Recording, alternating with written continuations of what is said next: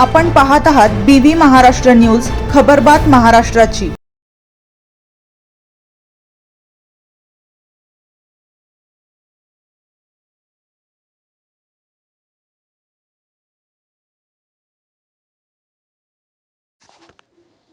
Chain snatching करणारी सराईट टोळी जेरबंद, 10 गुन्हे उघड, 4 लाखांचा मुद्देमाल जप्त। लासलगाव, नाशिक जिल्ह्यात गेल्या काही दिवसापासून महिलांच्या गळ्यातील सोन्याचे दागिने हिसकावून पसार होणाऱ्या चेन स्नॅचिंगच्या घटनांमध्ये वाढ झाली होती। या पार्श्वभूमीवर स्थानिक गुन्हे शाखेने निफाड परिसरात राबविलेल्या धाडसी कारवाईत सराईट चेन स्नॅचिंग टोळीला जेरबंद करत जिल्ह्यातील तब्बल 10 गुन्हे उघडकीस आणण्यात यश मिळविले। पोलीस अधीक्षकांच्या मार्गदर्शनाखाली चेन स्नॅचिंग प्रवण भागात गस्त, नाकाबंदी व विशेष तपास मोहीम सुरू असताना स्थानिक गुन्हे शाखेला मिळालेल्या गुप्त माहितीच्या आधारे निफाड चौफुली परिसरात सिनेस्टाईल पाठलाग करून 2 संशयितांना ताब्यात घेण्यात आले।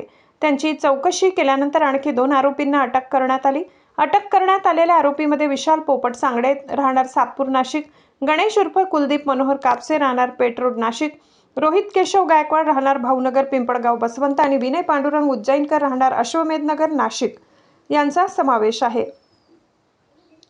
चौकशीत आरोपींनी सायखेडा, निफाड, दिंडोरी, पिंपळगाव बसवंत, ओझर, वावी आणि लासलगाव पोलीस ठाण्यांच्या हद्दीत महिलांचे सोन्याचे दागिने जबरीने हिसकावल्याची कबुली दिली।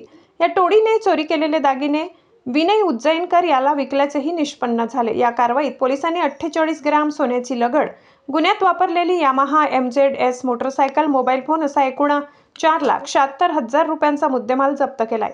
उर्वरित चोरीचा मुद्देमाल हस्तगत करण्यासाठी तपास सुरू आहे। तपासादरम्यान सायखेडा, निफाड, दिंडोरी, पिंपळगाव बसवंत, ओझर, वावी आणि लासलगाव पोलीस ठाण्यातील एकूण 10 चेन स्नॅचिंगचे गुन्हे उघडकीस आले। आरोपीवर यापूर्वी जबरी चोरी, घरफोडी चोरी, प्राणघातक हल्ला, खंडणी, दुखापत, फसवणूक यासारखे गंभीर गुन्हे दाखल असल्याचे तपासात समोर आले। तसेच विशाल सांगडे हा सातपूर पोलीस ठाण्यातील एक गंभीर गुन्ह्यात फरार आरोपी असल्याचेही निष्पन्न झाले। स्थानिक गुन्हे शाखेच्या या कारवाईमुळे जिल्ह्यातील चेन स्नॅचिंगच्या घटनांवर आळा बसण्यास मदत होणार असून आरोपीकडून आणखी गुन्हे उघडकीस येण्याची शक्यता पोलिसांनी व्यक्त केली। BV न्यूज महाराष्ट्रासाठी विभागीय संपादक महेश साळुंके।